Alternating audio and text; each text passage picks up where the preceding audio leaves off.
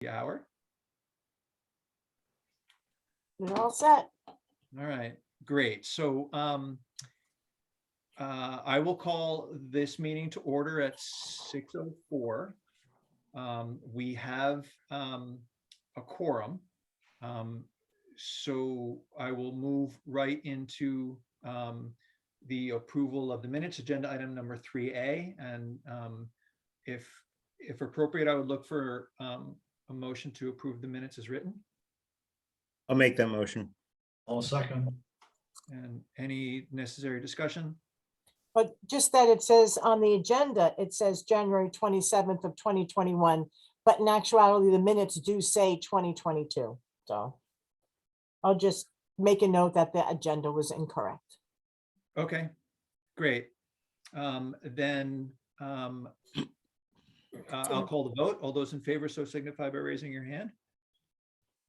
Great, motion carries. That's all four of us, Donna. Mhm.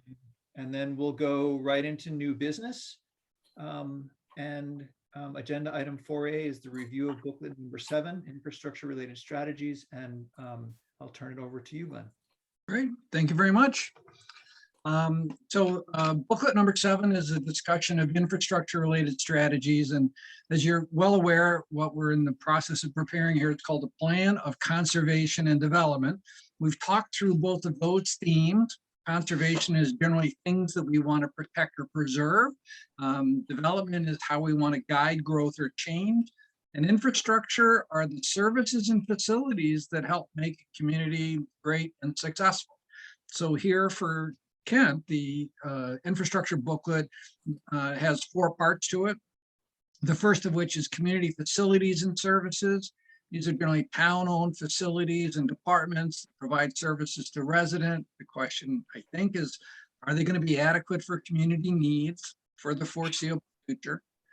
Then there's going to be 2 transportation-related themes. The first of which is kind of the roadway system and sort of vehicular transportation. How does that work, and what do we think our outlook is for the next 10 or 15 years or so? We'll then talk about pedestrian, bicycle, and transit, which are other elements of the transportation system. And then finally, we'll talk about utility infrastructure, which I think is important for parts of the community as well. In the discussion of community facilities, sort of the overall goal is to make sure that we're providing appropriate facilities and services to meet needs and maintain and enhance the overall quality of life in town. All of the community facilities except the Emery Park, I pretty much almost maybe got a corner of Emery Park on the aerial photograph, but they're all sort of located in the town center area. And so this map sort of indicates where they are. We're not going to end up telling municipal departments and entities how to do their business, but what we are going to look at is the adequacy of the facilities for what we anticipate to be the needs in the future. The main part, I think, of this section is these 2 pages where we've grouped the different types of facilities together. So for example, general government, public safety, public works, education, recreation, etc. But then we've used a color coding system here that based on what we can see and find in research, green means that we think it's going to be adequate for community needs for about the next 10 to 12 years through to about 2035. Blue means there's a couple of issues going on that maybe we want to be aware of in terms of what we do. And then red is not expected to be adequate for community needs for the future. And this is based on survey results and also information that's available online or I got through my interviews. So feel free to question me about any of this material. I think our goal here would be to adjust the color codes for what we sort of think is going on and help identify issues and facilities for the future that might be needed, because these will probably come back to the commission as 824 reviews and things like that, or even, you know, providing input to the capital budget or sort of other things like that. So starting off, town hall has some space constraints basically for storage. There's room at the facility to add on if we think it's necessary or desirable. I think the best way to do that might be to pop out the back from the meeting room, turn the meeting room space into offices or facilities, and then have a meeting room in the back that could be larger or configured slightly differently, but it accesses the parking lot, et cetera. So realistically, there's room on site to expand so that if it turns out, for storage purposes, for example, we could put a storage basement under that, that the space exists to do that. I think fire and emergency medical, the physical facilities appear adequate. The challenge in scenarios like this in rural communities, particularly with an aging population, is making sure that we get volunteers and staffing in place. We're able to afford the services that are offered. So these are both blues, not because of the facilities, but whether or not there's going to need to be some sort of staffing analysis over the next 10 or 15 years with changing federal requirements, et cetera. Is it worth mentioning that both of those services are they're only partially funded through the town budget, that they're largely a private organization with some public funding? Yeah, I think we should say that. I think the challenge is probably going to end up being that because of the nature of the challenges that they face, that there may need to be more municipal involvement. So I think pointing out that these are private entities that are doing a great job. They're working hard, right, to provide services to the municipality, but they need to have people to be able to do that, and that may be where the challenge will come. Resident trooper program, expected, again, adequate for Kent. Yes, it'd be nice to have, maybe a mini police department or whatever, but from what I can see and find, it seems to be okay for a small rural community like Kent. Public Works, very busy on their site. Everything's sort of used intensively because we have Public Works there. Their desire and need to store materials, sand and salt, pipes, things like that. We also have the solid waste recycling there with the circulation pattern that goes through. We also have the animal shelter there. So there's kind of a lot going on, but basically we expect them to be able to kind of make do with what they've got. And if there was some way to provide for additional storage space on the Public Works site, that would be probably a good idea. Wastewater treatment we'll deal with that at the end under the infrastructure. Education, we have declining enrollments at the schools. So we think that realistically, there's going to be adequate physical capacity for what's going to happen in the future. The issue becomes the economies of scale at a school system, the improvements to common areas, libraries, cafeterias, and sort of things like that. But the basic sense is that at this time, we expect them to be adequate physically through the planning period. So Glenn, certainly anecdotally, the population of the K through 8, the Kent Center School has increased over the past, with the pandemic, over the past couple of years. It seems to me that we should at least, if we can't get those new numbers, we should at least reference the fact that that the population has probably increased since 2019. That's school. Yeah, that's a good point, Matt, because I think I don't have the 2021 enrollment report. So what has exactly happened with COVID, but I think mentioning the COVID bump and getting the data for that, I'll take care of that. I actually got some information today from someone, and I don't know why I got it, but the official enrollment as of October 1st of 2021 is 212 students. In split out from pre-K to 8th. Yep. So I don't know if that number jives with what you have. I don't have my file open, but I will go back because I had seen historic enrollment reports. So I'll check that 212, Donna, with what I've got. Okay, And I can check with the school system if necessary. But I think we should certainly point out the COVID bump, which has occurred, and whether or not those enrollments are going to persist, or whether or not, maybe people will relocate back to other places. It's too early to tell you. right. But I'll mention that. So Parks and Recreation got not expected to be adequate. There's quite a lot of pushback in this community survey about people's desires for more facilities, better facilities. I think whether it's fields, we have the land which is adjacent to Center School is leased from Kent School. So even that is not, you'd like to be able to rely on it for the future. And I understand why Kent School owns it and why they're not likely to give it up and say you guys can continue to use it for $1 a year, or whether or not there's any payment at all. But this is an area where the community is uneasy in terms of the programs and whether there can or should be more programs. They are working on a parks master plan, so we expect to have more information.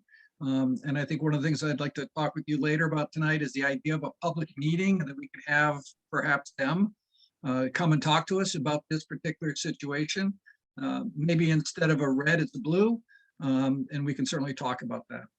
We do have a new Park and Rec director that started a couple of weeks ago. Yep. And he's very effervescent. And I mean, jumped in right away and started to work on a lot of different things. So maybe at least having him there would be good. He could give us a little bit of insight on how they're planning on moving forward. And No, I think I did interviews, as you know, Donna, back in the fall right, to collect the information. So you're absolutely right. That's excellent, because I wasn't really getting all of the information I felt I needed, but if there's a new person, then I'm going to reach back out. okay, We'll put this one on hold for now. I may, based on that input and the status of the master plan, consider converting that from kind of a maroon to a blue. But let me have that conversation, and we'll see what we come up with. And it's certainly worth noting that that Park and Rec Commission has they've been working really hard over the past 6 or 8 months to get that director in and go through all of their programming. So they're at least working really hard on trying to address those concerns. yeah, So just based on the conversation we've had now, I'm kind of thinking that maybe it's trending more towards the blue. I mean, I think the red was kind of an indication that even in the last plan, they talked about a master plan, but it Mhm. really hadn't happened much over the last 10 years. So I felt it was kind of a moribund situation. But in fact, if progress is being made, then I think we want to kind of coach them and encourage them to keep going. And maybe that could become a blue. I think he is going to grab that and run with it. He actually worked for the town of Kent, New York, and created a master plan similar to this in New York.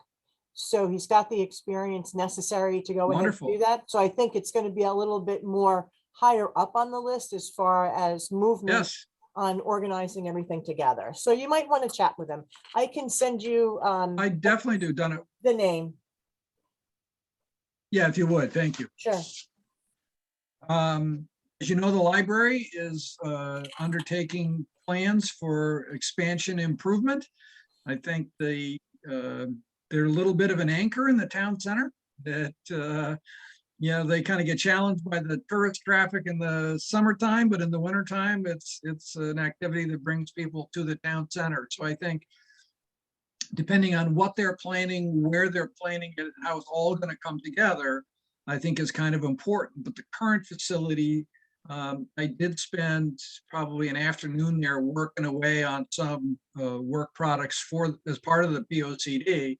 And it does seem that there's space challenged at the present time. So trying to figure out an approach there for the types of activities that they do and want to do could be an important next step. And it's important to note as well that they're, like the fire department, it's, as you said, Glenn, an anchor of the community. They're mostly private, with some public funding. So I think and they as a group are working really hard to try to figure out what they should do and want to do and what their path forward is. So they're going at it systematically. Good for them. The next two kind of, the issue of the senior center and social services, they share spaces at Templeton Farm. Utilization of the facility is expected to grow in the future, but in terms of social services, it's hard for them to have private consultations for people or families that need assistance.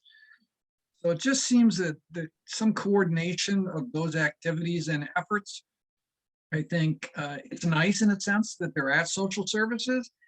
It wouldn't really work, for example, at Swift House or Community House, I don't think, even though they use Community House for some storage and some other things like that. So I think this is an area where some need to monitor what continues to happen there in terms of activity, and figure out how to approach that going forward. Well, the social services does have an office here in Town Hall. But I think most of my understanding was it Leah? Leah Polera. Yeah, Yeah, I she think- actually resigned at the sometime in January. So right now they're in the process of looking to replace her. We have an interim social services director. But most of the work is done here. There might be a desk that will be at Templeton Farms to just answer some questions, because she's also the agent for the aged. But most of the work comes out of here. So Town Hall, they do see clients that are of need that are not in Templeton. They do see here. And then Yep. they have the food bank, which is located over in the community center. Yep, The Community House. Yeah, yeah. So, Yeah. I don't. I'm gonna go back and check my notes, because my interview with Leah was that they were having some challenges fitting in over at the senior center at Templeton Farm. So if we're getting a new director, I'm just gonna make a note here to reach back out and have that conversation, Right, just to kind of anticipate. right. Yeah, it's right. So I'll go ahead and take Okay. care of that. That's fine. So Swift House, they're working on building improvements there. They got a committee that's working on that. Some of the ideas and things seem pretty exciting. Community House, its use for municipal events seems to have slowed during COVID times. But that facility, it's not a primary municipal facility, but it seems like it serves some important functions and roles. Well, if I could just stop there for a second, I thought that there were several comments in the survey about people's desire for a true community center in Kent. I'm not sure, I doubt Kent is up for that level of expense, but I mean, the senior centers in Templeton Farms, the only people who ever go there are seniors, and I don't know how many of them use it. Community house, I think I've been to once when I volunteered for the food bank, but I don't think I've ever been there otherwise. And it seemed as though people wanted a building in the center of Kent that would truly be a community center. Some people, I thought, suggested they have a pool or athletic facilities. Again, I doubt Kent's up for that, but I just wonder whether we should be suggesting sort of a consolidation of a lot of these disparate services into one community center, which I think would go a lot toward community building in Kent. Yep. I don't know if other towns have them. Oh, they do. The question in a sense is the community's willingness to, raise the funds for this, whether it's a private facility or whether there's state grants or taxpayer funded or whatever. So let me throw back a little bit of question. If there was to be a community center in Kent, whose bailiwick would that fall under? Would that be Parks and Rec? I would have thought it would be the town government. I would love to be able to see something similar to that, but combined with both social services and park and rec. In the town that I grew up with in New York, if it wasn't for the community center, I think my parents would have passed away a lot sooner than they did. They were at that community center at least 5 days a week. They provided wonderful recreation for both the seniors and the younger people, the kids, preschool kids. So to me, I would like to see social services, the senior portion of social services, work with the park and rec person, because I don't think that the seniors have enough park and rec exposure to keep them active and going. And I think that would be the ideal way to pull them together so that it would be managed by both. So I'm going to suggest that we include a conversation about a community center under the Parks and Recreation. And the reason why I think that might be a good place to put it is that that's a good entity to manage the facility here, and they can use it and program it for youth sports, for a lot of activity, floor hockey in the winter, basketball, all sorts of things that could happen there. And so if we've got a new director, if they're undertaking a park and rec master plan, I think we can drop a hint here that, as Mark points out, that the survey did raise this issue as being something that the community is interested in. And then we can await their report as to what comes back and whether, in terms of priorities, they'd like to move that to the top of the list, or whether there's something else there to address. And then I'm going to put cross references down in the conversation about the senior center and social services, because I think, as Donna points out, that could be a way to create a real sort of sense of community there in that facility. How does that sound as a place to put this? Sounds good. Got it. I think the animal shelter, it sort of serves its basic function, but it doesn't have any outdoor runs, and it's constrained with the public works site, so we've got some challenges there. And then the welcome center is expected to be adequate for community needs. So I think, how do you feel about the color schemes here overall? You think we got the right categories for most of these? Parks and Rec may go to blue. I think that the Swift House should go to blue as well, Glenn. I know lately there's been some conversation about the use of that building, and there's been some determination that maybe the Swift House isn't adequate for public use now as a municipal building. So maybe it's a green blue, but I think something needs to be done in order for that to be used in the short term. Got it.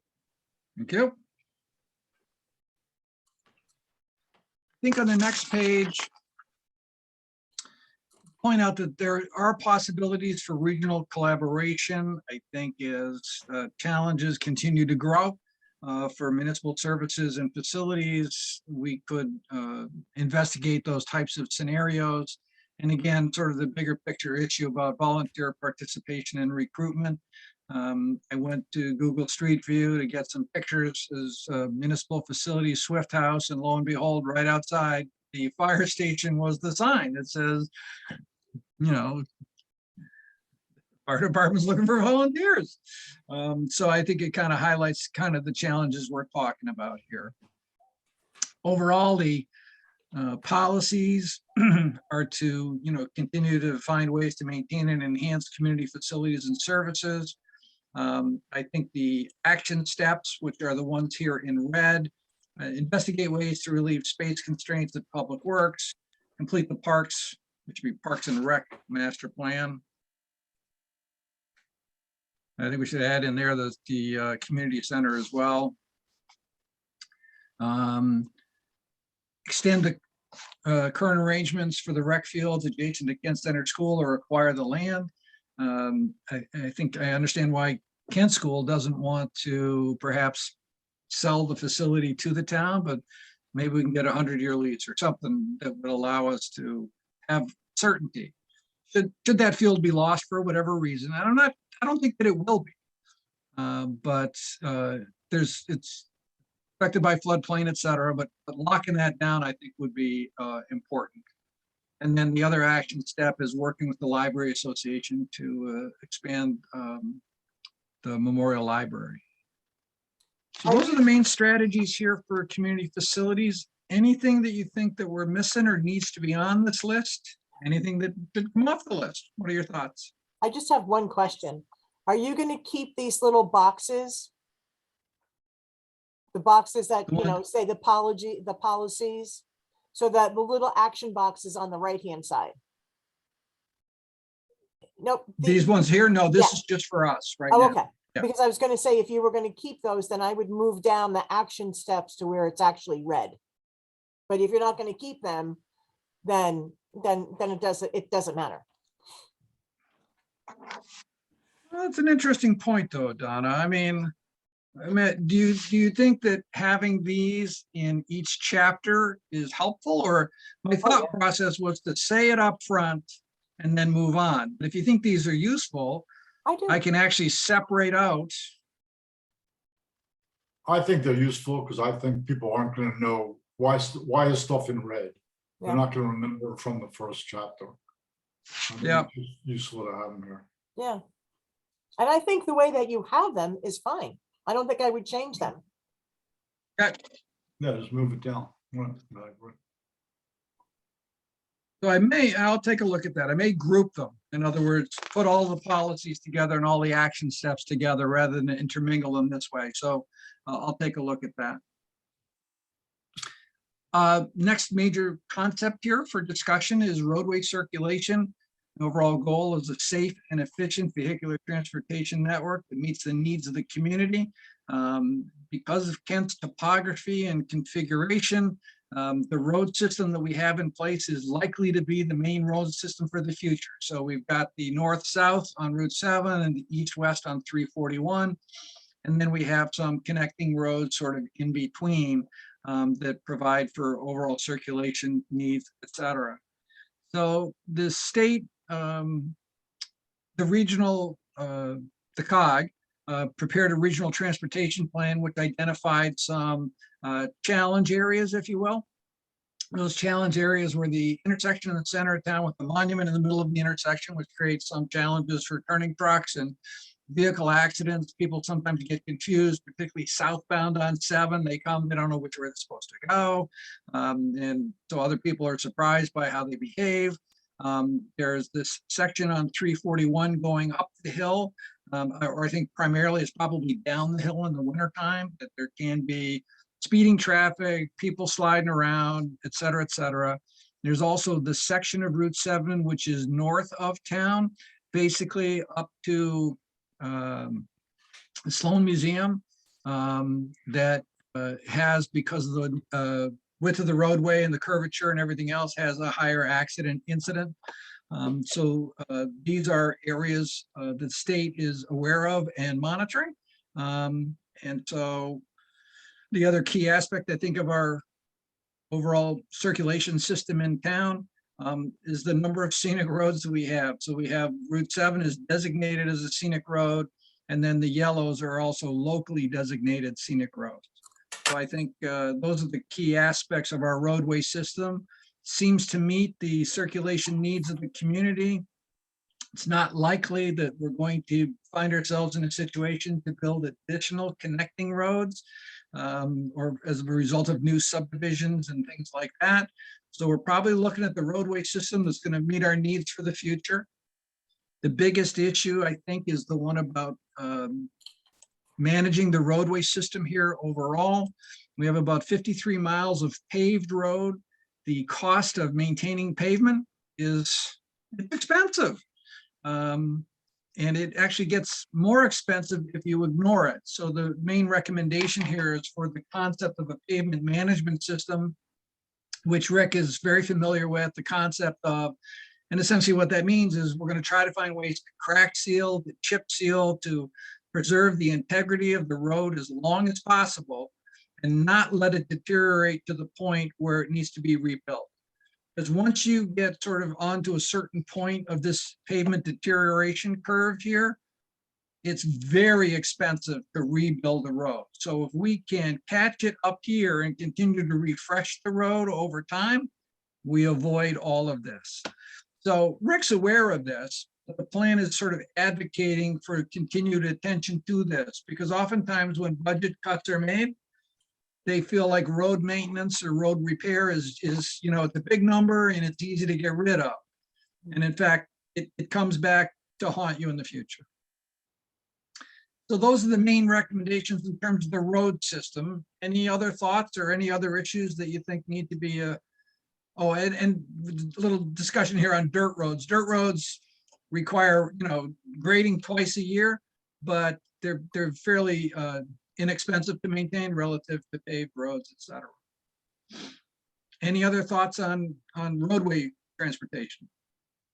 I would lobby that we should add Kent Hollow Road, Glenn, to on page 8 to that Carter Road and Cobble Road and River Road. I think Kent Hollow is is worthy of inclusion there. A lot of people are using that road to get down into I agree with that. down into Milford the back way.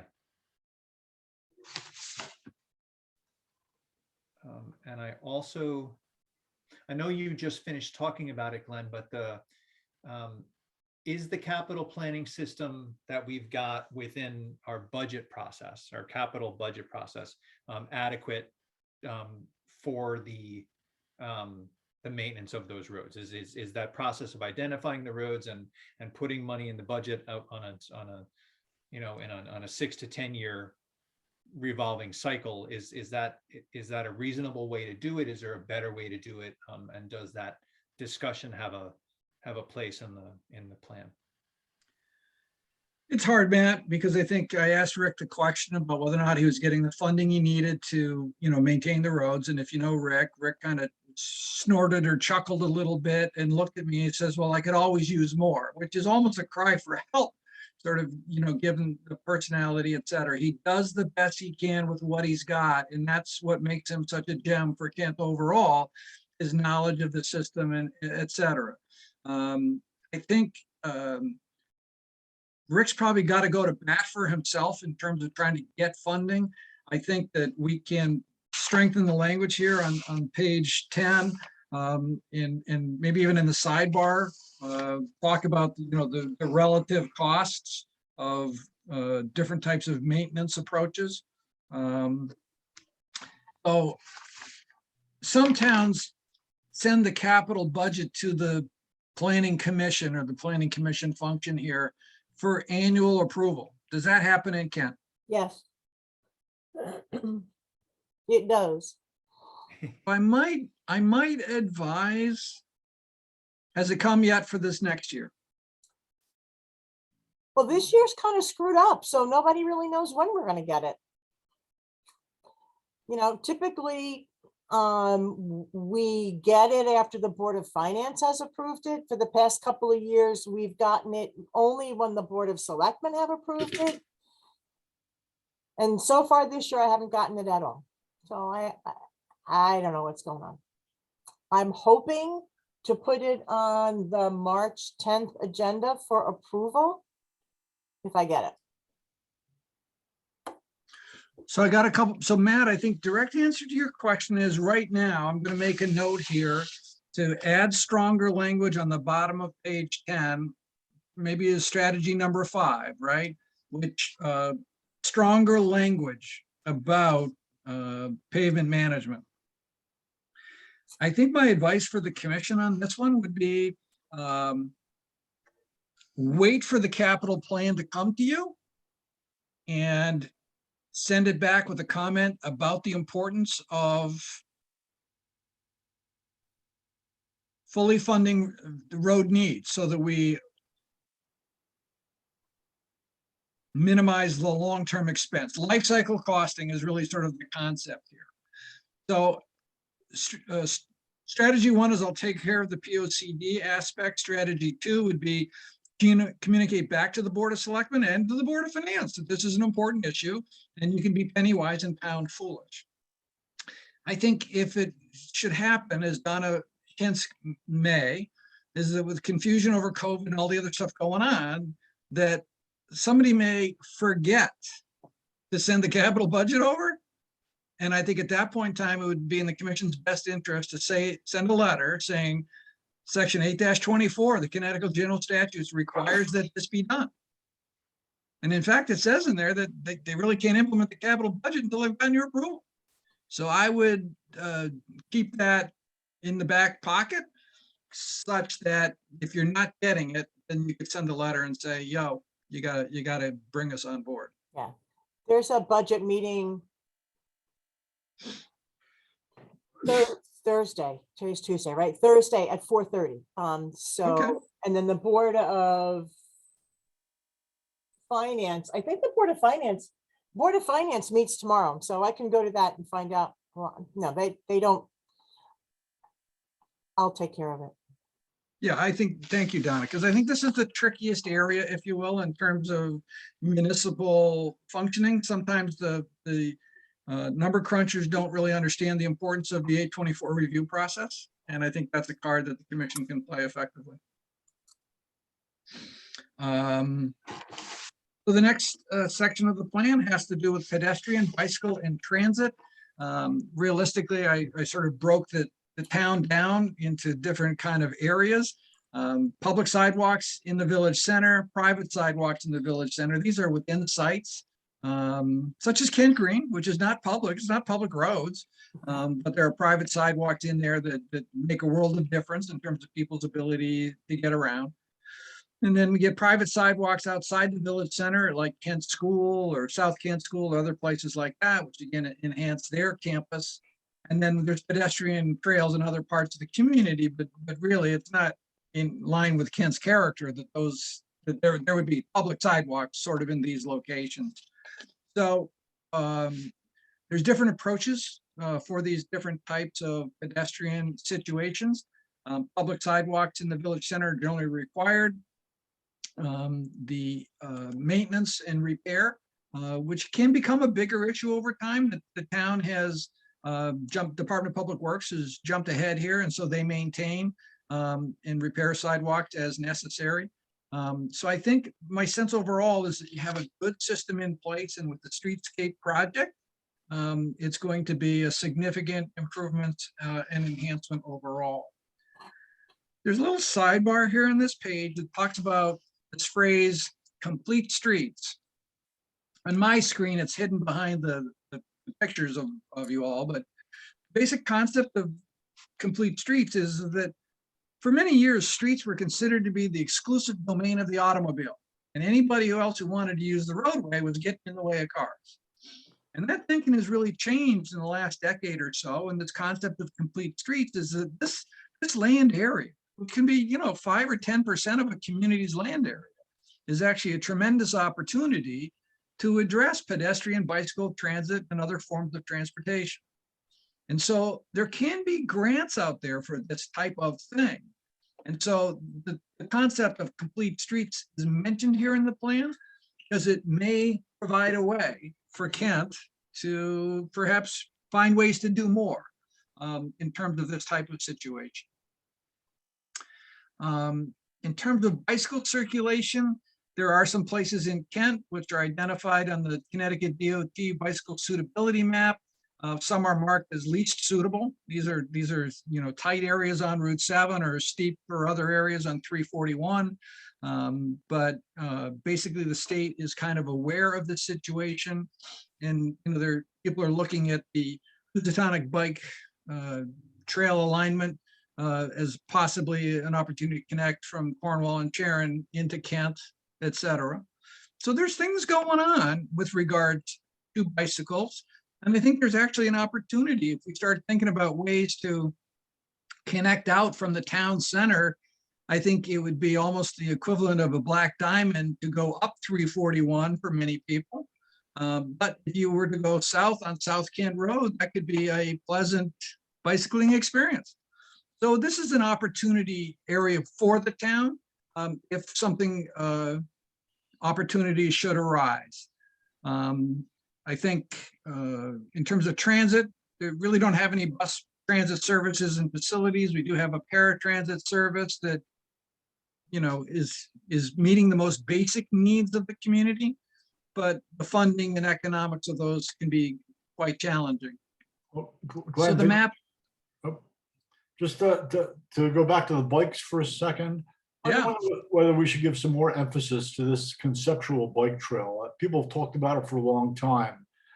To me, anything that makes Kent a destination location for people to come to is something that we should be encouraging, because that would be good for Kent business. I mean, I'm not a big biker, but you know, if we could brand something as the Kent Bike Trail that starts in the middle of Kent, where people with parking facilities, so that people come to it with their bikes and end up walking into town and spending money, would be a good thing for Kent. I just wonder whether we should give it some more emphasis. I think you're absolutely right, Mark. I think that the interesting thing here is that there really could be, I'm not sure that Route 7 is, given some of the twists and turns on the road, the narrowness of it, is a great place for riding a bike in the south part of Kent. On the other hand, what to me would be sort of a wonderful scenario, if there was some way to do it, could be from the town center, South Kent Road, Bulls Bridge, over the bridge, then north on Shagdacoke, but I don't even know if the road goes through. I've not tried to drive it or Yes. walk it or anything else. It's dirt, but it goes through. I mean, Does. It comes If you out could do in the it- back of the if- school. If you could do it right by the Housatonic all the way Yeah, up, would be That- fabulous. it would be. And then I think if you get back to 341, it'd be wonderful if you go north on River Road, because I think it's up here, is it North Kent Road? Yep. You know, if you could get across the river there and sort of start to figure out a way to bring your way back, that would be pretty awesome as well. Right. So I think 3/4 of that is there. And the 1/4 that's missing is the challenge on Route 7 north of town, and getting across the river. You know, So- some years ago, Sal Lilienthal Mm. did a lot of work on making a bike trail. I mean, he really wanted this bike system to start at the bottom of Kent and continue up into Cornwall and keep going. The problem is it's all private land. And you have to cross people's private land and pave a path. And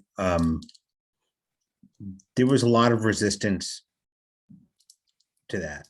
Is it private property right to the river, or Yeah, is some number of feet from the river up the bank public property? No, it's most of the places are private, and some places First Light owns some, 10 to 20 feet of the bank.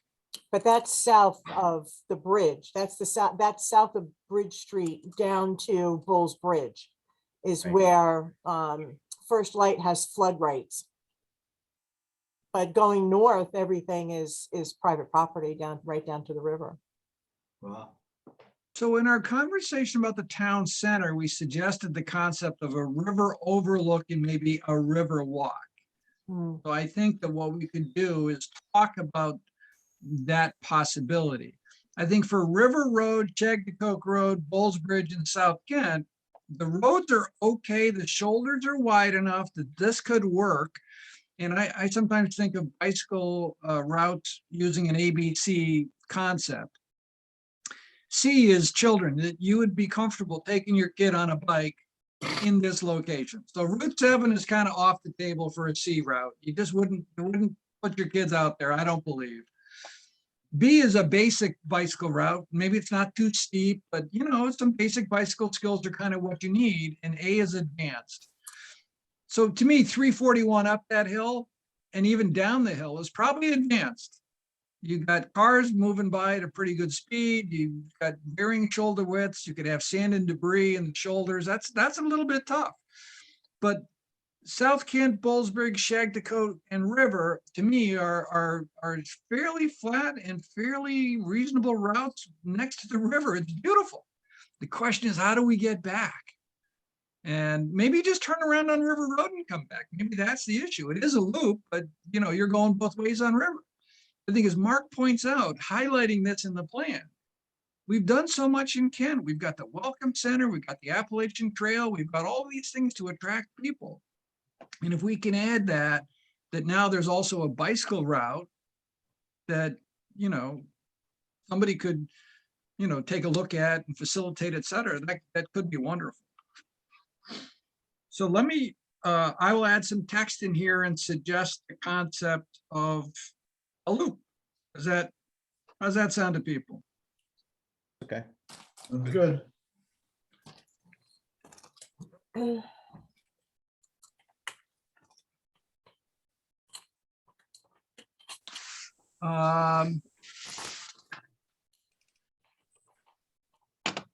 Mouse here, there we go. Rail's kind of an interesting situation for us as well. Right now, the rail service is basically freight.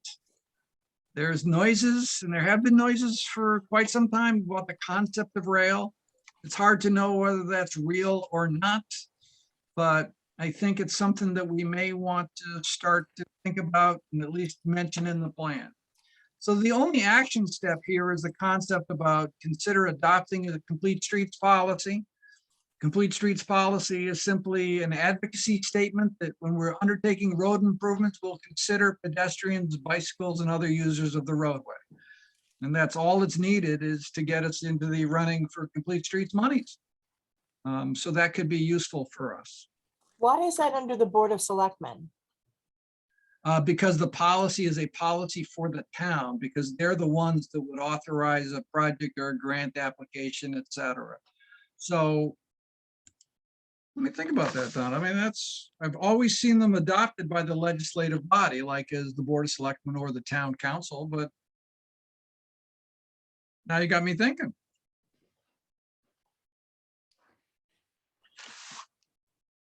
Yeah, even if they were the ones to implement it or to put together an ordinance or the policy, they generally like to be, they like to have proposals presented to them. Yep. They seem to work better with as a management organization as opposed to a sort of a planning group. Yeah, no, I think I'm with you. Yeah, I'm warming up to the idea because I think a good concept on it, because I think we can move this along and present them with this concept and share what other towns have done. And then I think we're off and running. Anything else on pedestrian, bike, transit, rail? What struck me with regard to the transit rail is and I don't know how real the proposals are or how soon they're going to happen, but it would be nice. I mean, last time we talked about the plan of conservation development, we talked about finding a place for the station, identifying a place for the station, identifying a place for parking, and then maybe working to secure that land through the town. I don't know whether that's important to continue to say. There's not too many areas in town where a station could work, but there's certainly a couple. Didn't No, we I think identify part of that that- when we did the planning and zoning regs? Didn't we create a railroad or some kind of overlay district somewhere? I don't think we mapped it though, Donna. No, okay, but we did talk about it though, as something that we would keep as an overlay district. Correct. But I don't believe that we put it on the map, because I think what we're waiting for is just kind of what Matt's suggesting here, which is where is the station going to be? Is it going to be where it is today, north, the south? I mean, what's... So Matt, put you on the spot. Where would you put the station? I don't think it can be where it is now because that's a pharmacy. It's a store. It's not. You know, I mean, it was a little more than 10 years ago, but there was, you know, the railroad had representatives that came up and talked to us, and there this move, like, somewhere in the very close future, there was going to be more pedestrian rail, and our town had to and should get ready to be able to be that destination. So people who get on it would come up from the city, and this would be a place that they would get off. But I don't really, I think we have to plan for somewhere to do that, but I don't know what the reality is of that ever happening. Because in all this since then, there hasn't been a lot. Now, if you look at the state of Massachusetts has a woman who is very passionate about beefing up, creating both a north, south, and east-west rail from Springfield, Pittsfield, east and west and north and south. And she's gotten a buy-in from Massachusetts, and now they're supposed to be working with the legislature, the powers that be in the state of Connecticut to get this up and going, especially now that all of this money has been thrown out for infrastructure for the roadways from the federal government. I mean, there was $1 billion grant to do upgrade of rail transportation. So there, if you listen to this woman, she's very passionate about it, and she's not letting anything stay stagnant at all. So they're moving on it in Massachusetts. But I mean, I don't know if we'll see it in our lifetime or not, but they're hoping that it's going to happen. Well, it would seem to me that if it does happen, it might be useful and helpful for Kent. Let's say it doesn't happen for 30 years, okay?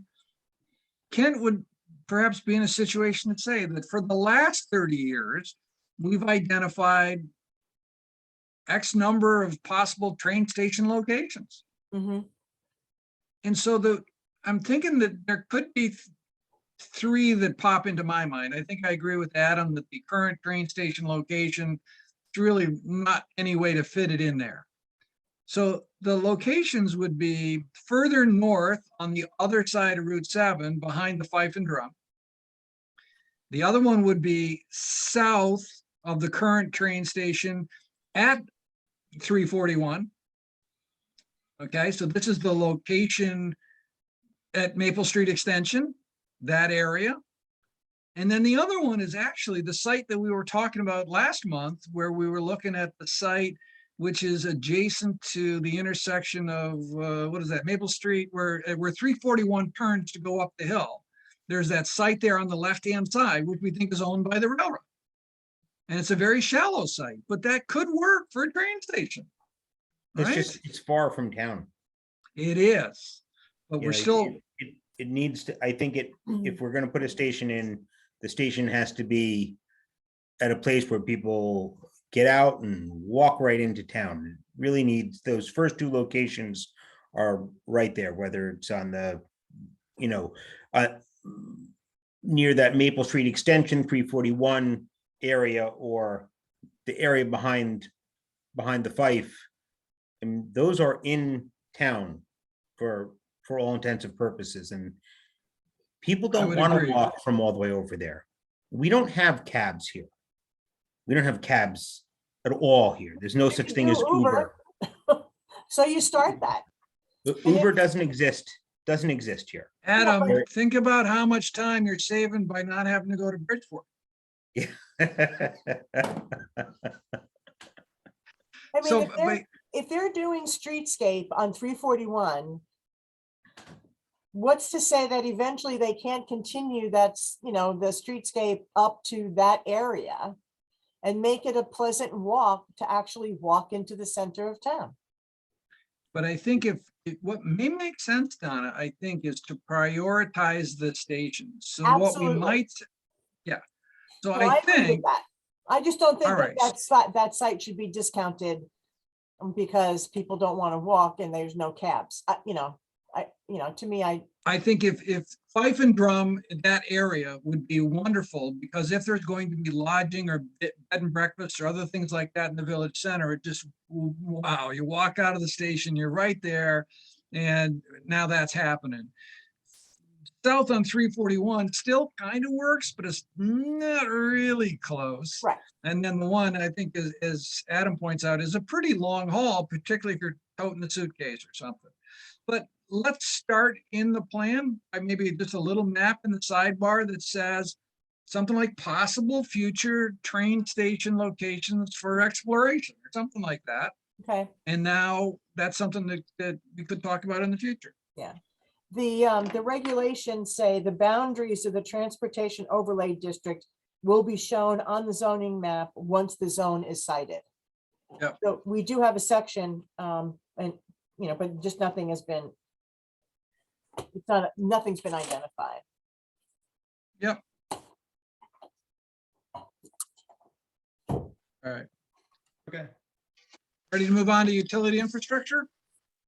Yeah, So the issue here, look, in terms of the water supply, Kent's very fortunate. Most areas of town, lower density growth.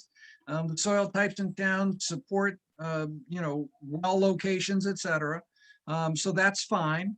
And in the town center area, what we have is a water system, and it seems that the safe yield of about 400,000 gallons a day is well above the current usage of about 83,000 gallons a day.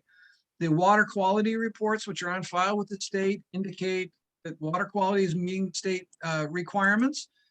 So it seems to me that in terms of public water and private wells, we're in good shape. Okay. So then we get into sewage treatment. I think sewage treatment, again, in the outlying areas, we have septic systems, we have soil-based zoning, which is related to the soil types on a particular parcel.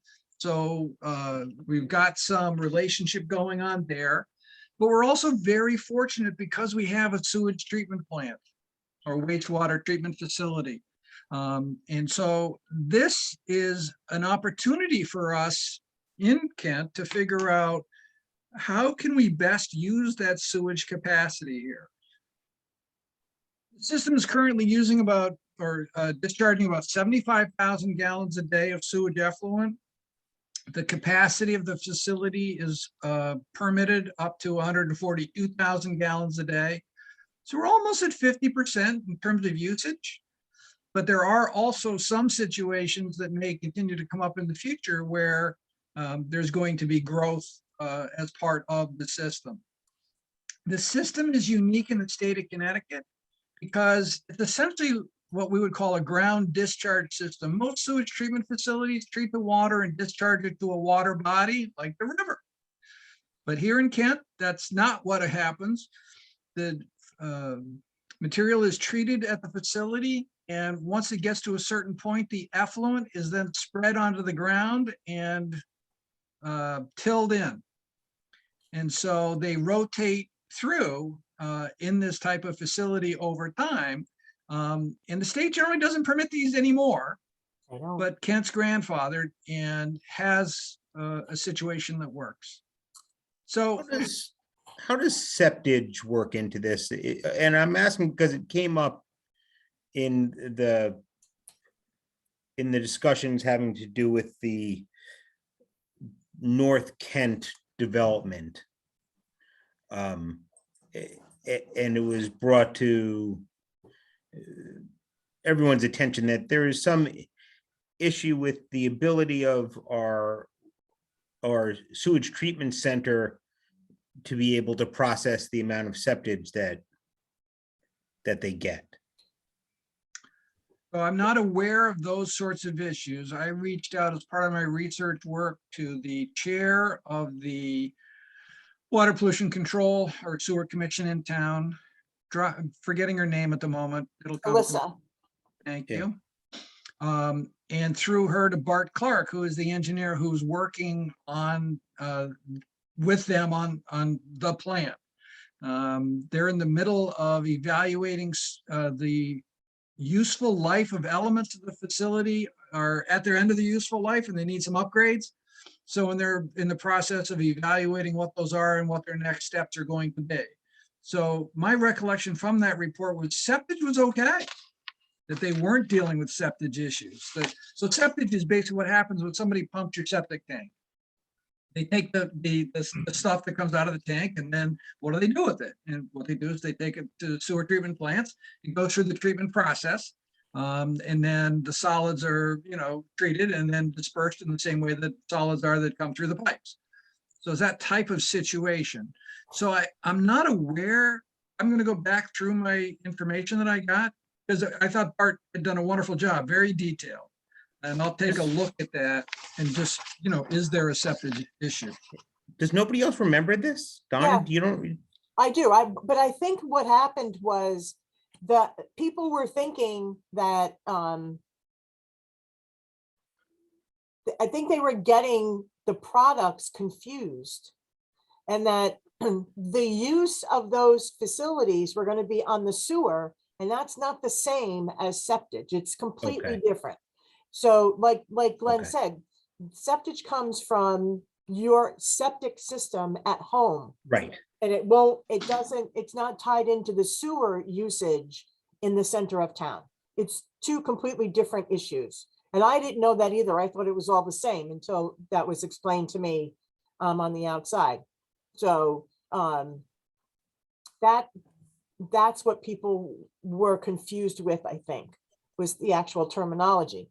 But I have heard that they are no longer going to be grandfathered in, and that there is an end date now to stop how they're handling the effluent, I guess it's called, which is the remaining. I understood that also. Yeah, and so I don't know if you want to talk to Alyssa again, or if that's not needed, or, but, I mean, it doesn't have anything to do with the capacities, but I think the DEP has said, you know what, we're not grandfathering you anymore. Start working on a plan, and that's what they're doing at this point in time.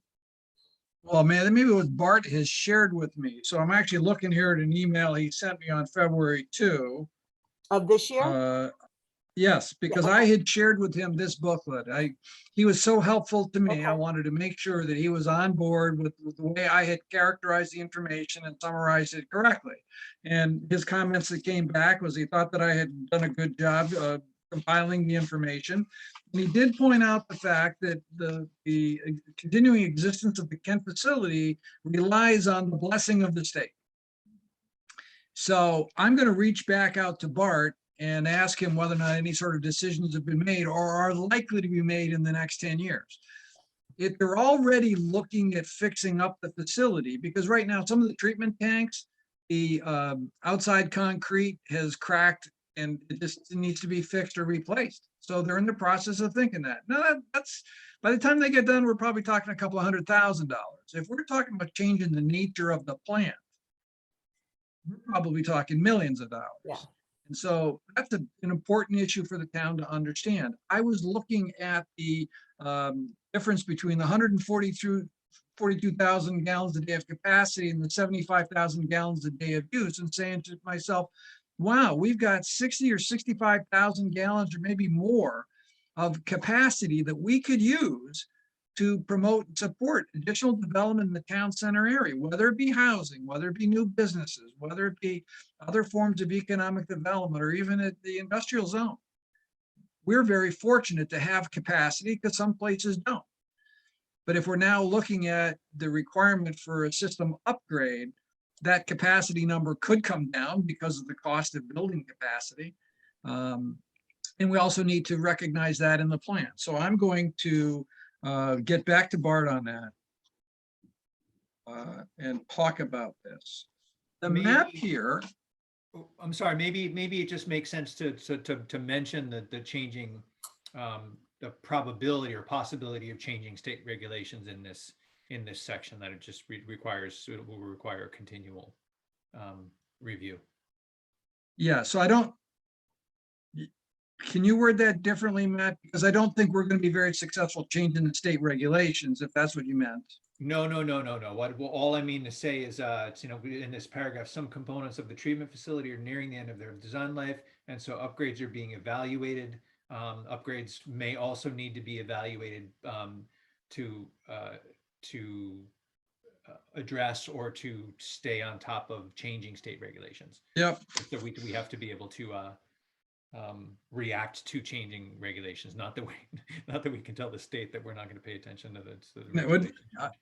That's a power that would be fun to have. So the map would, I Go just ahead. have, I just have a quick question. I don't mean to interrupt you, Glenn, and this is really maybe not be relevant, but I'm sure Donna might know, who owns the land that our current sewer system sits on? And will we need more land for that in the future? my understanding on the history of this is that there was a DEP order years ago to address the septic challenges that involved both Kent and Kent School.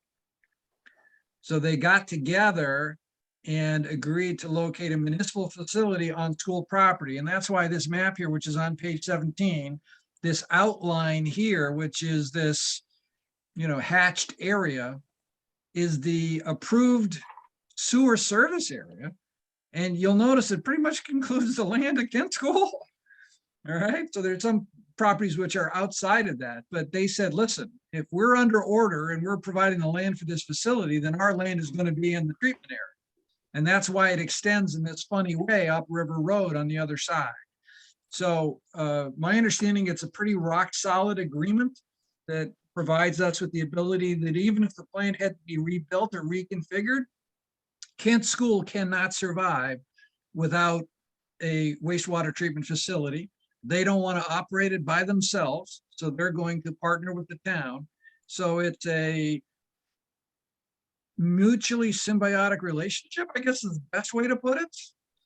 So I think there's, it would be not, it'd be crazy to think about a different type of configuration. Okay, well, thanks for that, Glenn. I didn't know the history of it, and I just got thinking when we were just, talking about this, like what happens if there's expansion, but that's a great thing to know. And I think there's a great history too, Karen, on the WPCA website. They've got a little sort of history section that says, okay, here's how all of this started and how we got to where we are today. Because this is a little unique, this sort of ground treatment system here. On this map here, there are some areas which are potential future service areas. These are the brown hatched areas. The cross-hatched areas are the areas where current sewer infrastructure is in the ground and people are using the sewer system. But north of the village center area, the Birch Hill area, and then I thought there was one more, the industrial park. Maybe that's it. But those are the areas that are being carried as possible future extensions of the sewer system. They're also monitoring some of the condominium developments. I think there's one, it's up here, the northern end of town. Yeah, that's Brookwoods. Brookwoods, thank you, Donna. So that's currently operating with the community septic system. Community septic systems are kind of these funny situations that, they're supposed to maintain it themselves, but what happens if they can't type of thing? But I think right now what we're able to see for the foreseeable future is that this will continue to be the service area. Maybe if something were to happen at Birch Hill, there might be some way to try to get that connected in. But I do think that this service area is likely to meet the needs of the town for sewer service for the foreseeable future. And just to make sure we have adequate capacity, I think, to meet our overall objectives. So anything on water sewer before I move on to storm drainage, et cetera? In terms of storm drainage, the zoning regulations, we incorporated provisions related to LID. And the Department of Public Works is working with Housatonic Valley Association with stream crossings and other drainage improvements to incorporate LID. So I have to say, I think the town is sort of a little bit of a leader on this, and good for you guys in terms of how that's being addressed, because I think it makes a big difference on water quality and water quantity. We do have a public water supply watershed area here in the southeast corner of town. And this is where water drains through to public water supply reservoirs in New Milford. But with our zoning and other provisions in place, I think we have good provisions in place for water quality protection there as well. Electrical service, you may recall from the telephone survey, there was complaints, I guess I'd call them, about sporadic electrical service or sporadic outages that, God, they wish it was, rock solid electrical service. And it's not always. We've got miles of wires that are supporting our electrical system, and sometimes in, weather and trees and stuff create some challenges. But one of the things we've talked about as part of the sustainability and resiliency is being prepared to address those situations when they occur. Glenn, I was thinking that in this discussion of electricity, we should just at least cross-reference, I think it's book 2, maybe, one of the early, book 4, Yep. one of the earlier books where we discuss, private or small grids and, alternatives to electric usage, just so people don't think this is all we have to say about the electrical system. Good point, Mark. Thank you. And we should say as often as we can, I think, that that it's the recommendation of the Plan of Conservation and Development that power lines are buried, power lines are underground wherever possible. So I think we pointed that out in the town center area, Matt. It's almost $1 million a mile was the last price quote I heard. And so the challenge ends up being that in many other areas, you just simply cannot afford to do that. On the other hand, in a town center area, I think it's absolutely sort of critical, if you will, to the overall development scenario and character and everything else of the village center area. So I think I highlighted it in the town center, but at that price, I wasn't sure how far to go with that. I'm certainly a fan of I think we as a society, so I was on my soapbox just for a minute, we as a society spend so much money on tree removal and repair of lines during bad storms, and I think that's spending money sort of the same way we were talking about spending money on roads, somewhat preemptively would be good. I don't see it happening, Glenn. I think you're right. I think it's really going to be prohibitively expensive, but if we could start to chip away at it. I remember my brother-in-law's he grew up in Germany, and he said in the 70s, they said anything that you do, any road work that you do, the German government said, you have to bury the lines. So they're almost overhead line free now, because they made that commitment to their communities. Yep. And I think the challenge we have here is that the utility companies have gotten the regulatory agencies to recognize that the challenges is paid by rate holders, shareholders, or by the general public.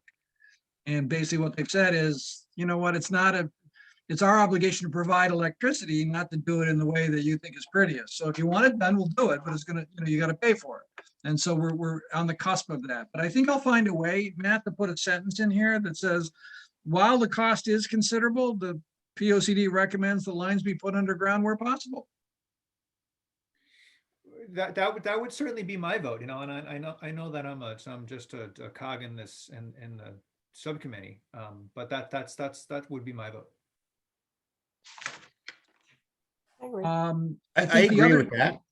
More lines underground, fewer power outages. Yep. Throughout the town. I think the other issue here is wired communications. There's quite a bit of input as part of the survey about broadband and internet connectivity, et cetera.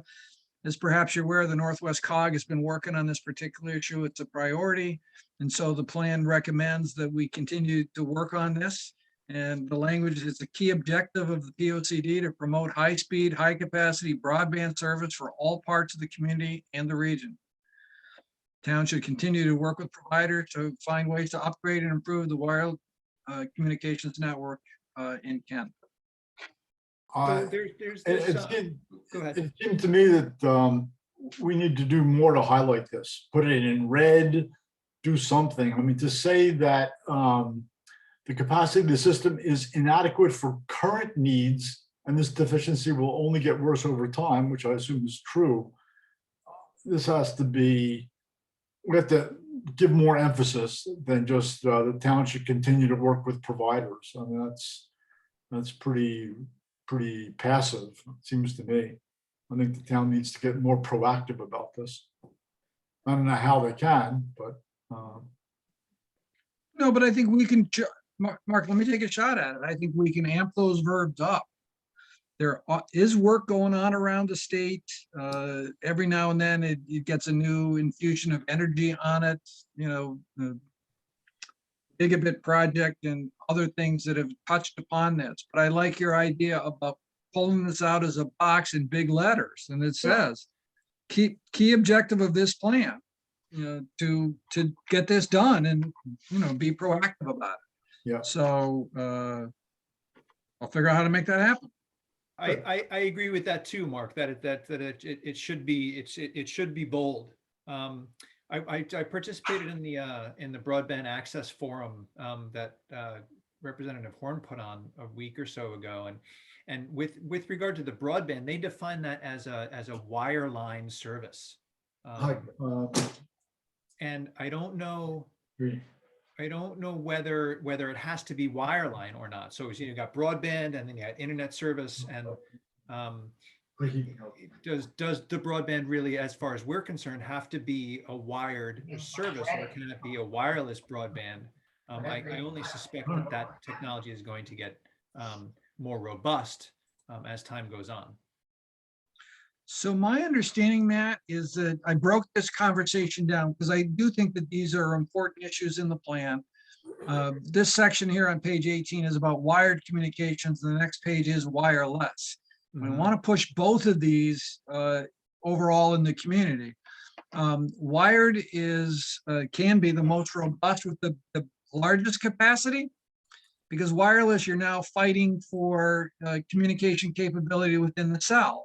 And it's got to make economic sense for them to add cells. So how do we infill? So I'm not sure what the right solution might be for Kent, but I wanted to stress both of them. Okay, great. That's great. So I think we'll pull out, as we indicated here, this text at the bottom of the page is going to come out into a highlighted box. Key objective of the POCD. With regard to wireless infrastructure, which is kind of a companion, we reached out to the Connecticut Siting Council, and there's a little known provision in state statute, which you can ask them to get a map of services in the community. They reached out to all of the wireless companies and put together a blended map to show service areas. And so what we have here on this map, the green areas are areas which meet basic level of service guidelines. So this is an area that you're likely to be able to not get a call dropped and find capacity in the system. Because of the proposed cell phone tower location, which is up here on Richards Road, you're likely to pick up these gray areas now with service, because those are line of sight from there. But as you can see, there's still some gaps. There's Cobble Road, big gap in that particular area. The section of Route 7, again, because the current facilities are blocked by hills or other things like that that do so. And then there's areas of lower density development, you know, that either back at Macedonia Brook State Park or in the southeast corner, Lake Warmog area, et cetera. It's going to be very, very hard to get service. But one area that may have some potential is the Cobble Road Route 7 area here, to figure out some way to kind of fill in that gap. Now, I realize that's a beautiful scenic area, right? Scenic roads, all sorts of stuff going on. But there can be ways to approach this. I think people's sense is a multi-carrier tower, which is what you see here, is kind of the ugliest situation. But there can be situations with stealth monopoles, which look like flagpoles. I understand that the coniferous tree, when it, you know, stands above the other trees by a couple 100 feet or 100 feet, looks pretty silly. But you can also have a barn silo. And then granted, you see the size of the regular silo over here, and this one's almost twice as high. But it might be possible in Kent with even a flagpole or something at some place, even the Sloan Museum or some other place, what looks like a flagpole in Patriotic turns out to be something else. So I throw these out for consideration. I think, first of all, knowing where the service is and isn't is a great first step. And the question is, we can, as a municipality, figure out a way to kind of fill these gaps if we wanted to. We can take a passive approach, which is we wait for Verizon or somebody else to come in with a plan and see what happens with it. Or we can actually try to partner up with somebody to fill the gaps that we think are kind of important. So should the plan get into that? You want to have a passive reactive approach or be proactive? What are your thoughts on this issue? Because it came out of the survey important to residents. So Glenn, I honestly think that it would be helpful for our town if we could create a survey, have a survey created that could identify possible locations that would to improve wireless service. Because otherwise what happens in the passive approach, you end up with in a situation where somebody who has some property decides to do it. It may not be ideal and it may not work for lots of the neighbors, lots of people around. If we created, and then it's very hard for the town to fight it if the town doesn't want it in that location. And if we had a survey that identified areas that as possible cell tower locations, maybe that's a better way to go. Hey, Adam, what position did the town take in the recent, cell tower controversy? Well, they were supposedly going to take, and maybe they did take the position that the two locations chosen, Mark, you're talking about the ones right up on Yeah. Yep. Bald Hill and on Richards Road, were not great locations. Honestly, the information that the cell company gave about the number of customers that it was going to benefit was not true. All those people had service, and the corridor that would have been really important or could be really important to have service, which is going down 341, it doesn't service that. It doesn't get past South Road. It doesn't aid anything down there. So right now there's a lawsuit because there are groups of people who have a lawsuit against it. No, not anymore. Oh, really? Yeah, no, they got their building permit and their electrical permit. They're getting ready to go. It's going to be up this summer. And I'll Oh. answer Mark's question too a little bit, that the Planning and Zoning Commission was asked to weigh in.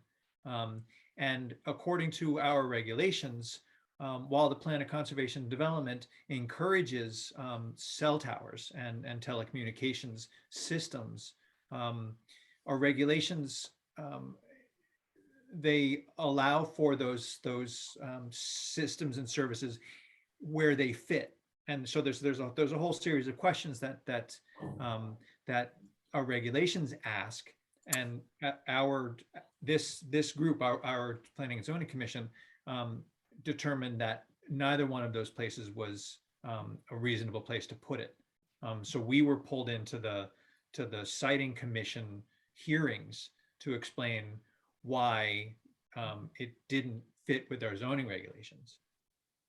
Which sort of brings me to the point of if the Plan of Conservation and Development, we believe that the Plan of Conservation should be more stronger in allowing them, then we really have to revise the zoning regulations to be more lenient, because right now they're not terribly lenient.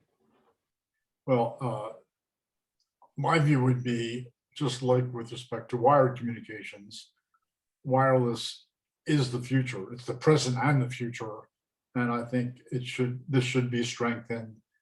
The POCD should have the view that the town should be more proactive about improving cell service in the gap areas. Maybe with some, where it's not in locations that it finds to be appropriate or something. But I do think it should be strengthened. So I'm glad we're having this conversation because I've learned a lot just from listening to you guys talk. There's essentially two types of towers in Connecticut, the way the regulatory structure is set up. So the first of which is called towers, and those are regulated by the siting council. They sort of regulate the equipment that goes on it, but their basic idea is they approve the location of the tower. The other type of tower in Connecticut is what's called a municipal tower. And this is like what happened at the Public Works facility. They can put it up and that gets regulated by the town. So planning and zoning regulations have impact on a municipal tower or the installation in a church steeple or some other type of situation. But if it's the construction of a new tower, then the siting council has jurisdiction. I had occasion in another town I worked in that a member of the siting council was very friendly with the planning department in that particular town and sat down and gave some advice, which is essentially, don't try telling the siting council what they can and cannot do. So your regulations don't mean anything to them. In fact, if you throw your regulations at them, they purposely will ignore you. On the other hand, what they said was, if you had siting considerations in your POCD, in other words, guidelines like try to avoid a historic district, don't get into a scenic view area, they will try to work with the applicant to meet your objectives. So now I'm thinking that I can expand this out a little bit to provide some more context, that the difference between a tower and a non-tower installation, which regulations control. Then I also think, as Adam pointed out, the proactive approach that, maybe it's time for Kent to kind of take the lead on this a little bit. And we could, let's say, decide we're going to partner with Verizon. We're not going to have a single pole. We're going to take this monopole flagpole here. And yes, it's going to be a tall flagpole, all right? It's going to stick above the trees because that's the way you get the service on it. But it's maybe the least visually intrusive because it has one provider inside the tower. You don't see any of these other bangles and baubles on the whole scenario. So maybe we can approach it dealing with the regulatory side. This is the way the system works. And then our desire to be proactive. And it seems to me that I hadn't thought about what Adam had mentioned about 341 and the gap, but really along Cobble Road here and this section of Route 7 and 341, it's possible that one tower location in a sensitive place could fill that gap. And that might actually do a lot for Kent. So I'm no radio frequency engineer, but I think that what the POCD could do, though, is plant the seed that we're going to try to make this situation, we're going to try to address it in a proactive and appropriate way. Of course, we care about the scenic attributes of town. We're going to do what we can to deal with this ourselves rather than be subject to what Verizon or, T-Mobile or somebody else is going to come up with. Not that we don't trust them, but maybe we're going to try this ourselves or something like that. How does that sound? That sounds You great. might want to look at Sherman. Yeah.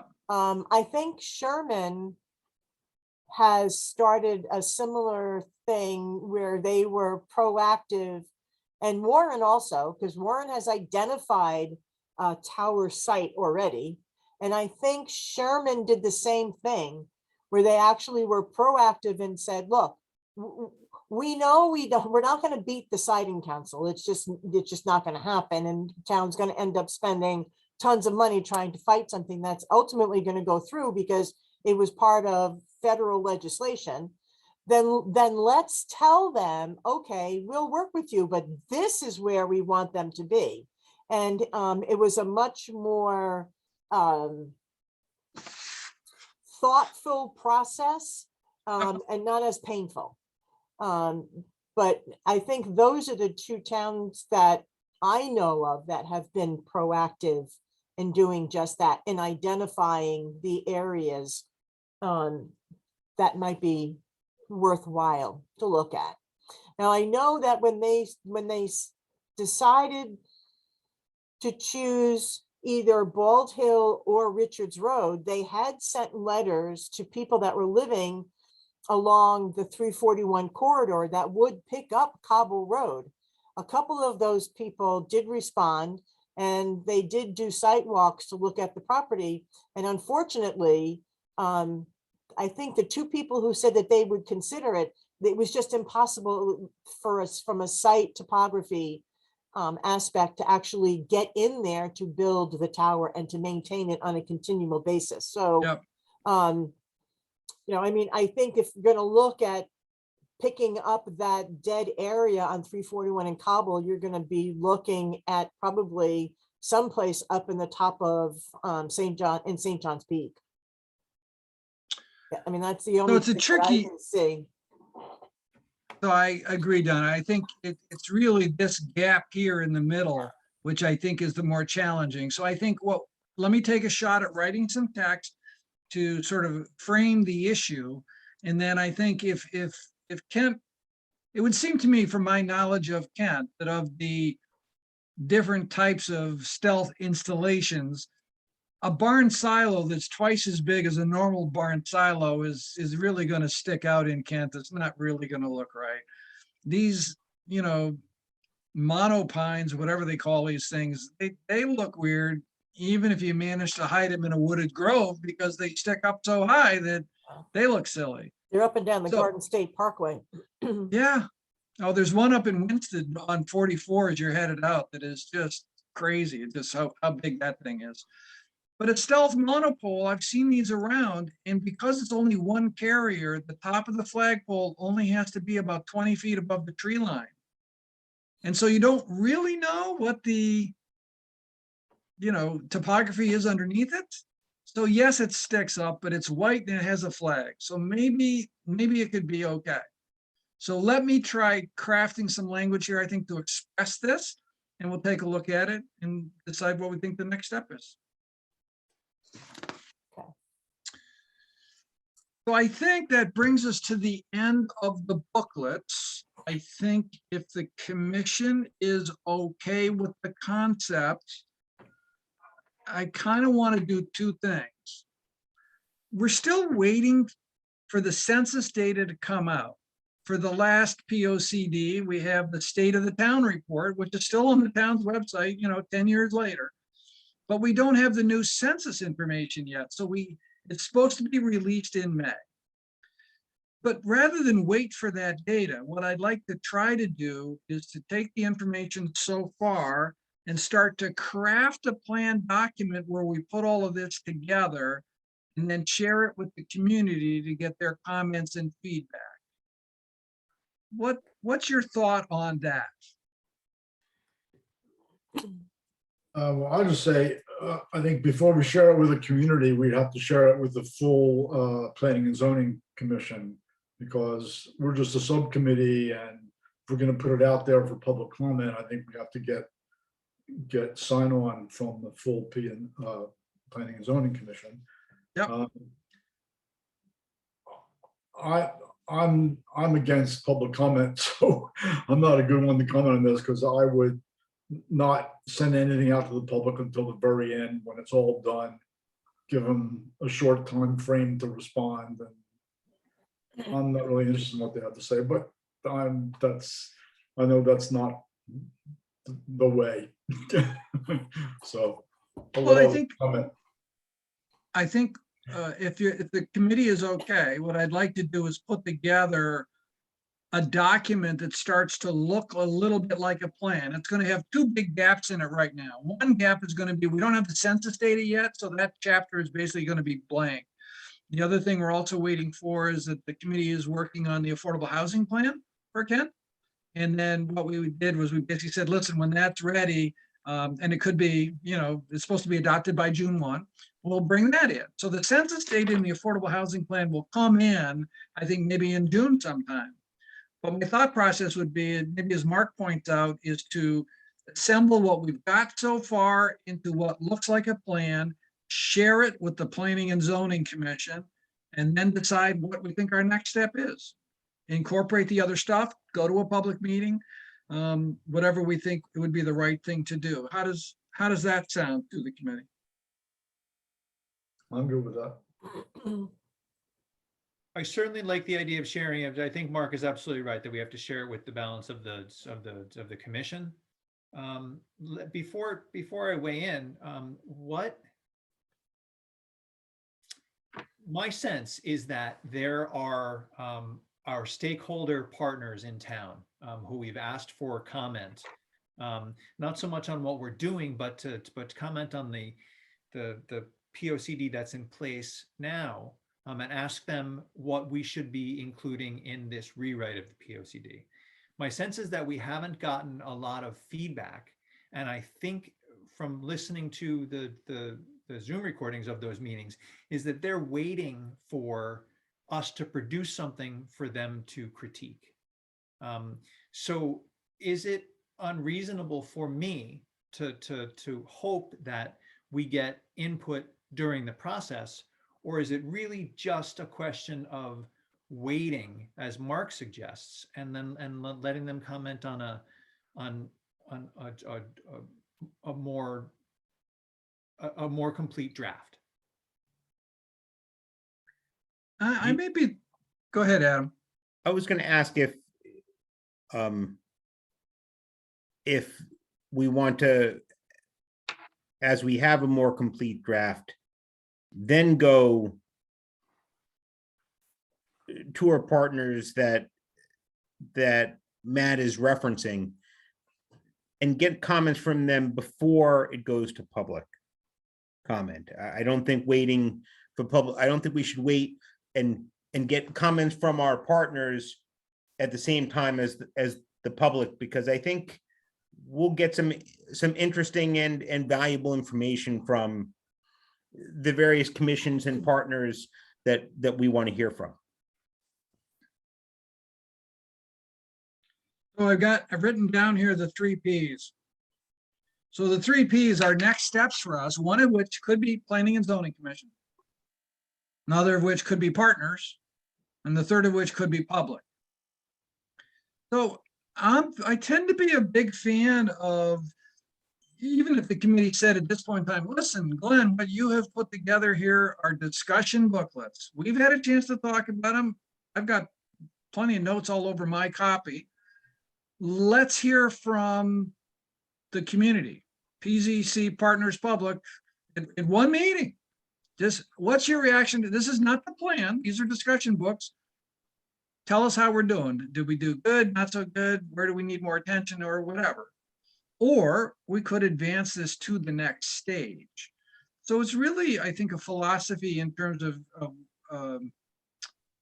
public involvement, public engagement, and at what point in the process. We're in a funny situation because we're not really ready to pull a plan together because we don't have the census and other data which is going to round it out. So we got kind of a donut right now that's not here. So what do we do in the interim? Do we take a little bit of a break here and wait for the data to come in? Do we start the public process? How would you guys like for this process to unfold? I like the way Adam suggested. We share it with the full P&Z, then we go to our partners, and maybe then we have a public hearing. Yeah, so public hearing, I think, would be the last part of the process. My thought was also just a public informational meeting. Yeah, But let's start. Yeah. Not Let's really. start the first part of the process, which is to go to the commission. Do you want to share these booklets in their current form, or do you want me to start putting it together so it looks like a plan? Latter. Yeah, I agree. What did you say, Mark? The latter. Okay, Make so it put more like a POC. more like a finished document. Yes. So my question now for you, Mark, following up on that, and it's not just for you, Mark, it's for all members of the commission. How did you feel about the length of these booklets? For example, our conversation tonight on this booklet was 20 pages. So if we did that 3 times plus the front, we might have a 70 or 80-page plan. How does that feel? Is that too big? And we should, I mean, I think the guidance to me early on was make it visually engaging, concise, but, you know, user-friendly. And so, I don't personally have a problem with it being 70 pages. I mean, with the exception of some people who are reviewing it, nobody's, I don't think, sits down and reads this. I'd kill myself. You go in and you look at the section that's relevant to you at that moment, you know, and what you're thinking about and what in the direction that you want to go with whatever project or thing that you're looking for. So if what you're looking at really involves infrastructure, then it's 20 pages. And if I can read it, anybody else can read it. got it. Glenn, I'm not sure I understand. Are there more booklets to come, or are we done? I think, Mark, so my sense right now of the organization of the plan would be something as follows. First of all, just a basic introduction to what is a plan, so that people who come to this the first time know what that is. But we're talking like just like 1 or 2 or just a couple of pages to get them into it. The next section of the plan would be kind of an overview, state of the town. What does the census data show? How has Kent changed in the last 10 years? We try to make that, again, fairly concise, but I think we want to make sure we understand what the dashboard is telling us about Kent.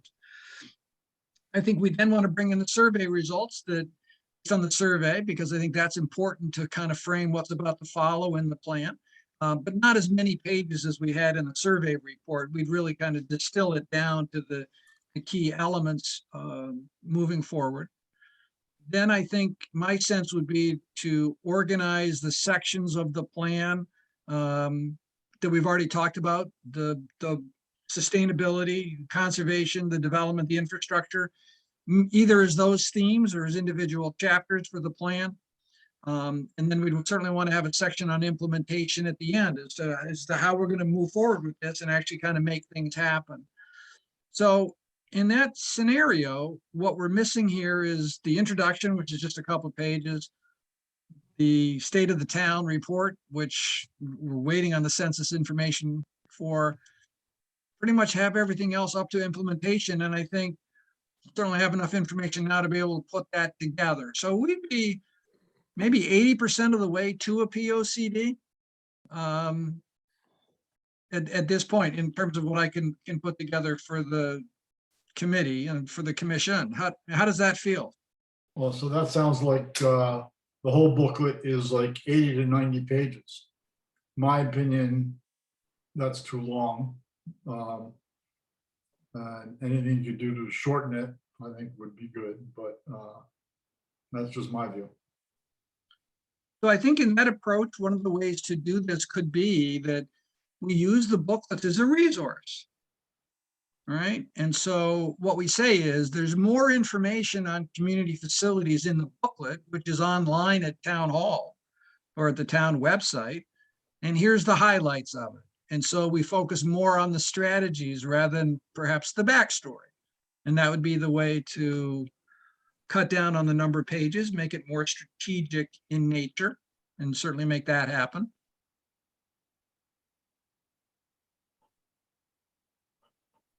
I guess I would rather have more, and I agree with Mark that's if we could limit the number of pages while keeping the content would be good. But that's the second caveat. I think I feel pretty strongly about that. It should be, we shouldn't be flipping back and forth between a short little pamphlets type document and all the reference materials. I mean, it's certainly having reference materials is good, but having everything in one spot, I think, is valuable as well. So I'm thinking, you know, I don't want to put page numbers on it, but Yep. Something that's clear and concise, that contains the information that we need to make the decisions and follow along with the plan, I think is the right way to do it. So I think that helps me tremendously. I think I hear clearly the advice from the committee, which is to be clear and concise in terms of how the information goes together. So I think I can find ways to reduce the number of pages, but keep the conclusions and information intact. And so let me get started on that. And you may look at something and say, Glenn, I see what you did here in the town center discussion, let's say, but you've lost the soul of what you were trying to get across. So this shorter version is not working for us. Go and add that material back in. Okay, happy to do so. So I think, let me take a shot at putting something together that I think meets your expectations. And then I think our next step may be, I'll work with Donna. Either it probably makes sense to have another committee meeting to say, yes, okay, this looks good. Let's share this now with planning and zoning, and then we'll go from there. Does that sound right? Yep. Sure, I think that sounds good. That way that we will have another shot at the apple. Yep. And then from there, we can decide whether we're going to send out the document and solicit comments back from the full commission, sort of offline outside of a meeting, or whether we try to run through this in a meeting. I would tend towards the former, but we've got time to address that, right? Yep. And I think by fleshing out the document so you get a chance to sort of visualize now how it's all coming together, I think would be a very logical next step for us. Just to throw it out there as a point of reference for everybody, our last POCD was 54 pages. That was with everything. The whole thing was 54 pages. Did that include all the appendices though, Adam? No, I think so, and I just looked. No, there's appendices A through K, or A through L. Yeah. And I think that's the thing that drove me nuts a little bit about your current POCD, was the fact that the appendices weren't always with the document. So you had to put the document down to go find the appendix and then come back to the document. And that's what I'd like to try to figure out a way to make it efficient and effective, that, as Matt says, the information you need when it comes time to make a decision is at your fingertips and you're good to go. I would say that all the attachments that are in this, our plan of concept, current one, are actually longer than the actual plan of conservation and development itself. So Adam is right when he says it's 54 pages, the actual plan, but I think the attachments are probably, I'm going to say 75 to 80 pages long. Crazy. It is, it's nuts. And nobody, and really all I ever look at is the, the 54 pages of the plan of conservation and development. So, I mean, I understand that if you're going to be putting in maps and that kind of thing, it will end up being, but I think it's better than, if you're having 80 pages, I think it's better than what we have now, which is probably 50, 100, maybe close to 125 pages, if not a little bit longer than what we've got now. So let me take a shot about getting, again, I've heard your message clearly, clear and concise, and be as efficient as possible. And, but legible, user-friendly, engaging, colorful, picturesque, all of that stuff. So let me take a shot at it. And then I'll share it back with you when it's ready. That's Now, the only great. thing I want to say in terms of schedule is that, I don't know when Mark's coming back, but I'm going to spend some time in Florida in the not too distant future. So taking some time off is going to push the schedule back a little bit. So I'll get this done and be back in touch with Donna in terms of our next meeting date, if that's okay with you guys. So then 4C, we're going to hold off on that until you come back from vacation and it's all, okay, that's fine. I'll just. Well, I put think that the next in step is minutes. not going to be a public meeting. It's going to be getting together, with the committee, then with the commission, and then we'll figure out next step from there. Right. No, I was looking at was just the scheduling of your group's next meeting. Yep, understood. Right, and so we'll wait. So Glenn, does that look like 60 days from now, do you think? Oh, I think it's not gonna be quite that long, Matt. I mean, Okay. I just, I've got a little schedule crunch going on as every community in the state is supposed to be preparing and adopting these affordable housing plans, and all of them are falling into this time window now. So Uh-huh. things are a little bit nuts, and then it frees up a little bit. So it's me getting a chance to get it done and then finding the time, if you will, once I've sort of shucked off all that other stuff, to be able to spend time back with you guys. So I'll get it together and coordinate with Donna. Yeah, no, that's great. I was just looking, I didn't mean to put you on the spot in terms of, but just to give a sense for myself as to what our next step was. One of the I'd say things, within 60 days for sure. I was at the affordable housing, the steering committee meeting the other night. And it's not going to be ready by the due date. But what I was told was that due date is not written in stone, and that they can, if the steering committee can, is what I was told, and I made the same exact face that you did, that if the steering committee could show that they are almost finished with it, that date could be pushed out. And from what I can gather, they're not going to be doing any kind of public meetings until sometime in July. Okay, well, I think so. Our statutory date, you remember off the top of your head, I think it's like December, January, correct? It's January 2023. 23. Thank you. So guys, we've got January time. 9th. We've got time to get this done without sort of infringing anything at the state level. It'd just be nice that, I think we've got good momentum going, and to keep that momentum going would be wonderful. But if the census data gets held up, or if the housing data gets held up, we can decide at that time. They may be at the point that the strategies are fairly clear as to what we're going to carry over. And maybe we just take them and run with them and thank them for their effort and let them deal with the state issue. I think my read of the state legislation, there is a separate committee at the state level which is studying and making recommendations to the legislature about how to follow up on these affordable housing plans to make sure that they get done. So there's no penalties for missing the June 1 deadline right now, but that's now. I don't know what's going to happen in the future. So I think we're in good shape, and I'll take care of my end of the bargain here and get a draft plan together and be back in touch. Great. Hey, Glenn, before we sign off, I just have a quick question. I was listening to the sewer commission meeting the other evening, and Alyssa Potts mentioned. Now, Matt, was this when you were on the opioids, or this was? Well, mum's the word. But she mentioned a future of Kent, quote unquote, document that you had shared with her. Is that something that we can see?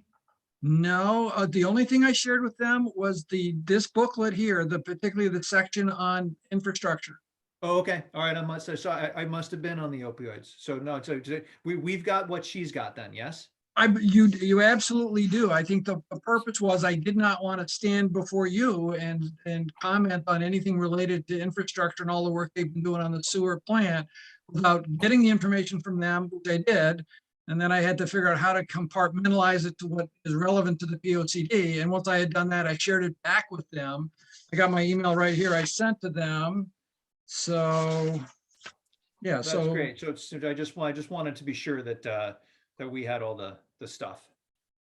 Yeah, so on January 29th, I shared the booklet with them. So there's nothing else that they have received that you have not.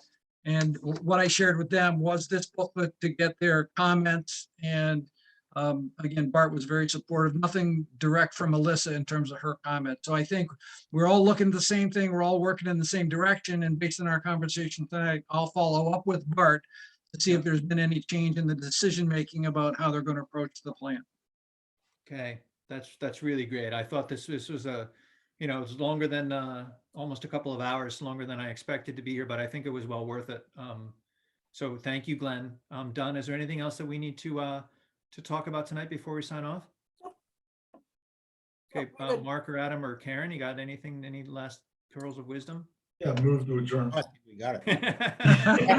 Second. All right. Good night, everybody. Thank you, everybody. Talk to you soon. Have a nice trip, Glenn. Thank you very much. Okay. Don't Good make night, it turn everybody. cold for me, Mark.